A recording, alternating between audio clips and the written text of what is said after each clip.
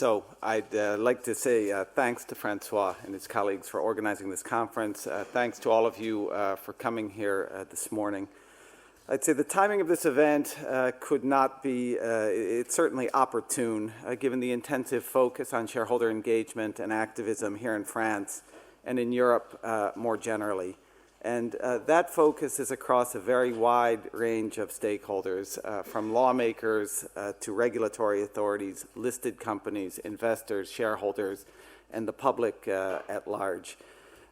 Recent legislative discussions here in France will not have escaped anyone in this room, and those are getting a good deal of attention internationally. When I was in New York earlier this week, I had at least half a dozen people ask me questions about the report from the Finance Commission of the National Assembly. So that's resonating far beyond the borders of France, and some of the ideas in there will certainly generate a lot of discussion. One cannot talk about activism without talking about corporate governance processes and practices. One cannot talk about activism without talking about shareholder value. We spend a lot of time on those subjects at AXA, and we look at them from multiple different angles. We look at them from the angle of a large listed company with a diverse international shareholder base. We look at them from the angle of an institutional investor, where we're investing more than 600 billion euros of our own money, and we are engaging with the issuers on a number of different fronts that are close to our heart. We've divested from tobacco, we've divested from coal. So that's a form of engagement that I think you're seeing not just at AXA, but across larger institutional investors. Finally, we look at it from the point of view of a global asset manager, where our voting policy is certainly informed by some of the practices in the market, and that's an ongoing reflection about how we vote the securities under our management. We've followed activism closely for a number of years, and I think it's fair to say that we have seen an explosion of activist campaigns here in France and across Europe over the last couple of years.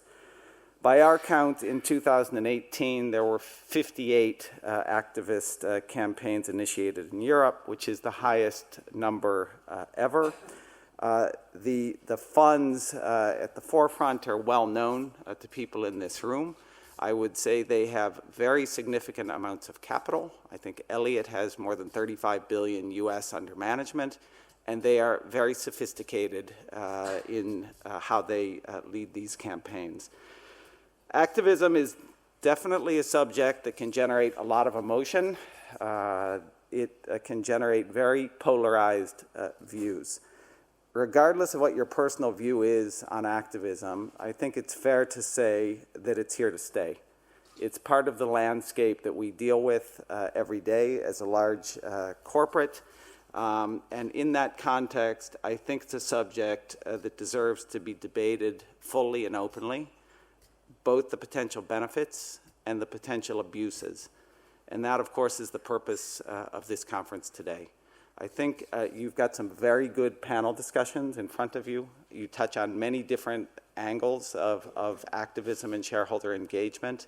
And I think, you know, both for France and more generally across Europe and for all the sort of capital markets around the world, this is a topic that's quite an important one to discuss. I don't think anyone has the answer. It's about balancing different interests. It's about making sure the market's efficient. It's about making sure that there is a level playing field on these topics. So that's what I wanted to say to you this morning. And with that, I will turn over the floor to the president of the AMF, Robert Ophel.